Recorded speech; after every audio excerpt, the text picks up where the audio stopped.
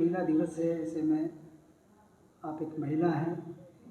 कितना बड़ा संघर्ष वाली ज़िंदगी रही आईएएस तक बनना और फिर जिला कलेक्टर की जिम्मेदारी निभाना। बचपन से अगर यादों को ताज़ा की जाए तो किस तरह का बचपन रहा, कहाँ आपका जन्म और किस तरह की शिक्षा और दीक्षा रही, क्या पढ़ाई और लिखाई था? देखिए, महिला दिवस पे सभी महिलाओं को और सभी नागरिकों को मेरा कंग्रेचुलेशंस और मेरी बधाइयाँ। मेरा जन्म बिहार के एक ज़िले में दरभंगा नाम का ज़िला है उसमें हुआ था। और बचपन में शुरुआत के 5-7 साल तो मैं दरभंगा में ही पली बढ़ी थी अपने नाना नानी के साथ।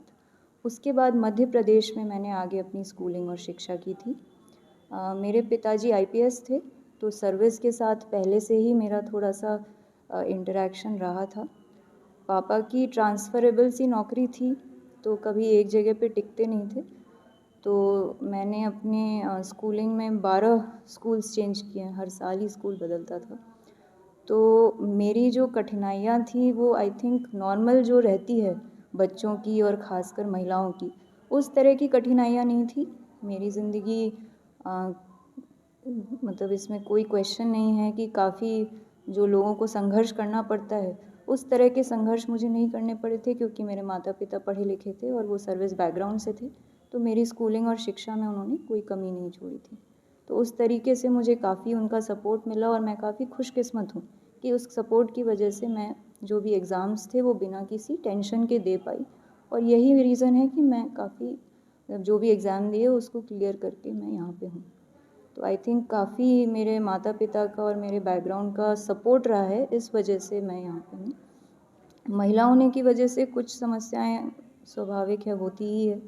लेकिन जिस तरह से हमारा देश बदल रहा है, ये मैं बिल्कुल क्लियरली कह सकती हूँ कि जो समस्याएं मेरी मम्मी को आई, वो समस्याएं मुझे नहीं आई। और जो मेरी नानी को थी, जो मैं उनकी कहानियाँ सुनती थी, वो मेरी मम्मी को नहीं आई। तो देश आगे बढ़ रहा है और सोच बदल रही है।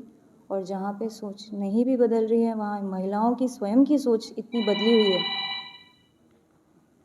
कि वो इधर उधर के ताने और बातों पे ध्यान ना दे के अपने काम से काम रख रही हैं और वो काफ़ी सफल हो रही हैं। लेकिन बिहार उस प्रदेश को कहा जाता है जहाँ कई सारी मुश्किलें और कठिनाइयों वाले प्रदेश के जब नाम आता है तो बिहार। लेकिन जब शिक्षा की बात आती है तो बिहार हिंदुस्तान में नंबर टॉप पे रहता है। ऐसे में उसी बिहार से आप पले बढ़े।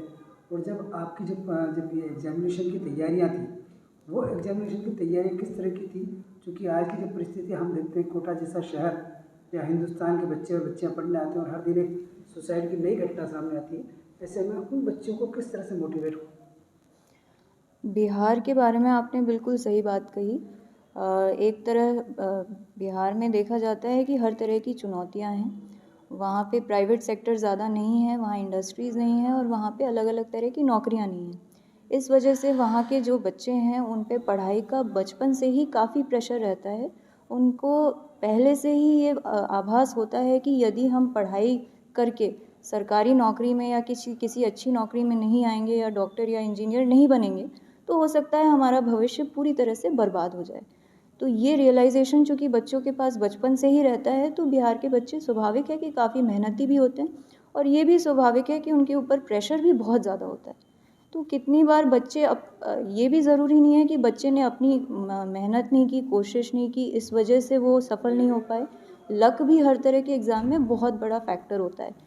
वही आप कितनी बार होता है कि वही सेम सवाल आप उस दिन नहीं बना पाए और आधे घंटे बाद आपको उसका जवाब याद आ गया, या फिर आपको 2 दिन बाद जवाब याद आ गया, या फिर एक दिन जो क्वेश्चन आया उसके बारे में आपको कोई आइडिया नहीं था और दूसरे दिन जो क्वेश्चन आया उसके बारे में आपको सब पता था। तो लक एक बहुत बड़ा फैक्टर होता है जिस वजह से बच्चे इस एग्ज़ाम में सक्सेसफुल या अनसक्सेसफुल हो पाते हैं। जितना प्रेशर बिहार के बच्चों में होता है, उसी तरह का प्रेशर कोटा में जब बच्चे जाते हैं तो वो थोड़ा एहसास करते हैं।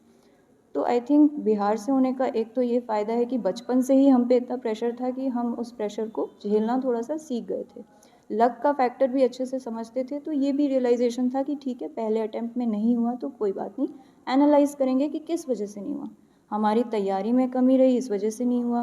क्वेश्चन इस तरह से आए किसी पर्टिकुलर सब्जेक्ट से जिस पे हमने ध्यान नहीं दिया था, इस वजह से नहीं हुआ। किस्मत ही ख़राब हो गई, टाइम एक्सीड हो गया, क्या कारण था जो नहीं हुआ। तो उस तरीके से साइंटिफिक वे में सोच के फिर अगली बार वापस कोशिश करते हैं। दूसरी चीज़ हमेशा रखनी चाहिए अपने हाथ में, वो है प्लान बी।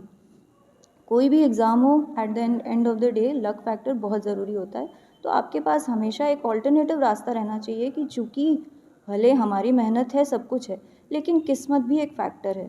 तो यदि किस्मत साथ ना दे तो बार बार सेम चीज़ रिपीट करके अपनी ज़िंदगी ख़राब करने के बजाय दूसरा क्या चीज़ है जिस पे मैं ध्यान दे सकती हूँ, एक ऑल्टरनेटिव रास्ता भी अपने दिमाग में रखना चाहिए। थोड़ा बहुत उस पे भी तैयारी करनी चाहिए, जिससे कि आप बिल्कुल ये ना सोचो कि अगर ये नहीं हुआ तो हमारे पास कुछ नहीं रहा। देखिए मैडम, चूँकि जिस तरह से मेरा ऐसा कोई स्पेसिफिक मोटिव नहीं था। मैं बिहार से हूँ, जैसा कि मैंने बताया। बिहार में ऑलमोस्ट एक राइट ऑफ पैसेज होता है, सारे बच्चे यूपीएससी देते हैं, और वो इसलिए देते हैं क्योंकि बिहार में अभी भी पब्लिक सर्विस का वो चार्म है, वो क्रेज़ है। तो मेरे पिताजी ने ही मुझे काफ़ी मोटिवेट किया था, और चूँकि मैं भी उनके साथ रही थी तो मैंने भी देखा था कि वो और प्लस उनके कलेक्टर, जब वो एसपी थे और वो और उनके कलेक्टर साथ में भ्रमण करते थे, तो उस संबंध में हमारे पास भी न्यूज़पेपर में रिपोर्ट आती थी कि यहाँ पे दंगे हो रहे थे, कलेक्टर एसपी गए, उन्होंने बातचीत की और अब दंगे बंद हो गए। अब लोगों में भाईचारा बढ़ गया, वहाँ पे बिजनेस आ गया, दुकानें खुल गई। तो ये सारी पॉजिटिव न्यूज़ सुन के लगता था कि चलिए इस सर्विस में कुछ दम है, कि इमीडिएटली आप कुछ इफ़ेक्ट ला सकते हो। इससे पहले मैं डॉक्टर बनी थी, मैं एमबीबीएस हूँ। तो इवन मेडिकल में भी यही चीज़ मुझे अच्छी लगती थी कि पेशेंट आपके पास आया और आपने अगर उसका इलाज कर दिया तो इमीडिएटली 15 दिन में, 20 दिन में वो ठीक हो जाता है।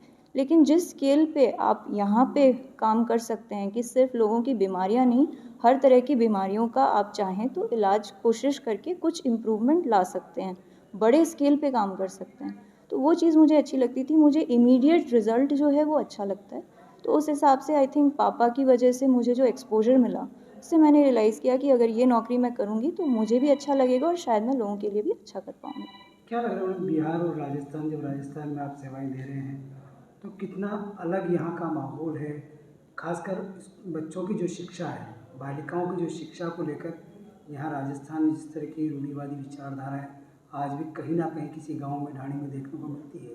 ऐसे परिवारजनों को किस तरह का मैसेज है, ताकि जब महिलाएं आज आप यहाँ पे आईएएस बन के बैठे हैं और जब पहली महिला फाइटर पायलट राजस्थान के वनस्थली से पास आउट है, तो ऐसे में क्या देखते हैं कि ग्रामीण परिवेश की जो महिला है कितना अलग है बिहार और राजस्थान इस दिशा में देखें? वैसे तो कहा जाए तो बिहार बीमारू स्टेट्स में आता है, और सबसे ज़्यादा गरीबी भी बिहार में है, और कई तरह की समस्याएं भी बिहार में देखी जाती है। लेकिन ये चीज़ ज़रूर है कि बिहार में बेटा बेटी में फ़र्क तो है, लेकिन पढ़ाई सबसे कराई जाती है और एग्ज़ाम सब क्लियर करते हैं। मेरी दादी भी एक प्रोफ़ेसर रह चुकी हैं। अपने समय में वो भी अपने गांव में लड़ाई करके पढ़ने के लिए गई थी। उनके चाचा और बाकी जो परिवार वाले थे वो उनकी जल्दी शादी करा के उनको हाउसवाइफ बनाना चाहते थे, लेकिन उनके अंदर एक ललक थी कि मैं पढ़ाई करूँगी, मैं काम करूँगी और मैं दूसरों को पढ़ाऊँगी। तो ज़बरदस्ती घर से भाग के उन्होंने पढ़ाई करी थी और फिर वो प्रोफ़ेसर बनी थी। तो दादी की जो स्टोरी है वो बिहार की काफ़ी महिलाओं की है, और आई थिंक उसी स्टोरी की पॉजिटिविटी की वजह से बिहार आज दो टुकड़ों में है। एक तरफ आप ये देख रहे हैं कि गरीबी है और हर तरह की समस्या है, और दूसरी तरफ पढ़ाई में भी अगर वो इतना आगे है तो वो इसीलिए है कि शिक्षित जो माएँ होती है वो अपने बच्चों को शिक्षा देती हैं, खुद भी शिक्षित होती हैं और उनको प्रेरित करती हैं कि आगे जो आपका ज़िंदगी है, आपकी जो सराउंडिंग है उसको बदलो और अपने लिए बड़ा सोचो, अच्छा सोचो। तो महिलाओं का शिक्षित होना हर तरीके से ज़रूरी है। खुद तो उनका आत्मविश्वास आता ही है, वो अपने बच्चों को भी वो शिक्षा देती हैं, वो उनको भी वो आत्मविश्वास देती हैं, और उसी से आपकी सोसाइटी बदलती है। काफ़ी लंबे टाइम से आप देखिए, लोग एग्ज़ाम्पल से सीखते हैं।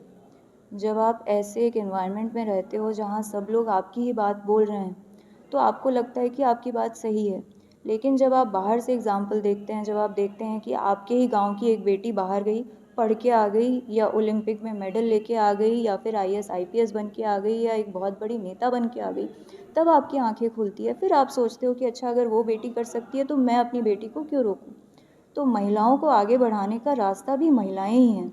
जो महिलाएं ऑलरेडी पढ़ रही हैं, बढ़ रही हैं, उनकी एक तरह से जिम्मेदारी बनती है कि वो अपने गांव में वापस आएँ, वो बाकी बेटियों से बात करें, उनको प्रेरित करें, फिर उनके घर वालों से बात करें। बेटियां भी डिमांड करें कि जो आप बेटों को जिस तरह की सुविधाएं दे रहे हो, उनको मोबाइल दे रहे हो, उनको पढ़ने के लिए फ़ीस दे रहे हो, उनको कोटा भेज रहे हो, हमें भी चाहिए। हम किसी से कम नहीं हैं। आप एग्ज़ाम के रिज़ल्ट्स देखिए, बेटियां ऑलमोस्ट हर एग्ज़ाम में, बोर्ड हो, आईएएस हो, आईपीएस, यूपीएससी हो, मेडिकल हो, इंजीनियरिंग, हर चीज़ में बेटियां ज़्यादा अच्छा कर रही हैं लड़कों से।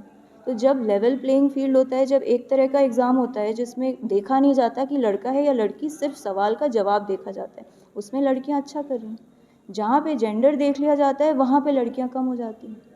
तो इसका मतलब लड़कियों के अंदर तो पूरी खूबी है, वो खूबियाँ दिखा भी रही है, बस उनको मौका नहीं दिया जाता। तो जिनको मौका दिया जाता है वो अपने गाँव में जितना वापस आएंगी और उनकी विजिबिलिटी बढ़ेगी, उतना ज़्यादा बाकी लोगों की भी विचारधाराएं बदलेगी, क्योंकि कोई नहीं चाहता कि अपने परिवार का बुरा हो। तो जब वो ये समझेंगे कि मैं अपनी बेटी को रोक के अपने परिवार का ही बुरा कर रहा हूँ, भला नहीं कर रहा, तब वो विचारधारा अपने आप बदलेगी। देखिए, सौम्या झा बनना तो आसान है, क्योंकि अंत में वही चीज़ है कि बेटियों ने बार बार प्रूव किया है कि जब एक सिंपल एग्ज़ाम होता है जिसमें ये नहीं देखा जाता कि आप महिला हैं या पुरुष हैं, आपको एक बताया जाता है कि आपसे सवाल पूछे जाएंगे और आपको पढ़ लिख के जानकारी लेके उसका जवाब देना है, तो उसमें बेटियां बेटों से कहीं अव्वल हैं। तो सौम्या झा टाइप लड़कियां आपको बहुत मिल जाएंगी, मुझे उनको कुछ सिखाने की ज़रूरत नहीं है, वो मेरे से बहुत ज़्यादा और बहुत अच्छे से जानती हैं।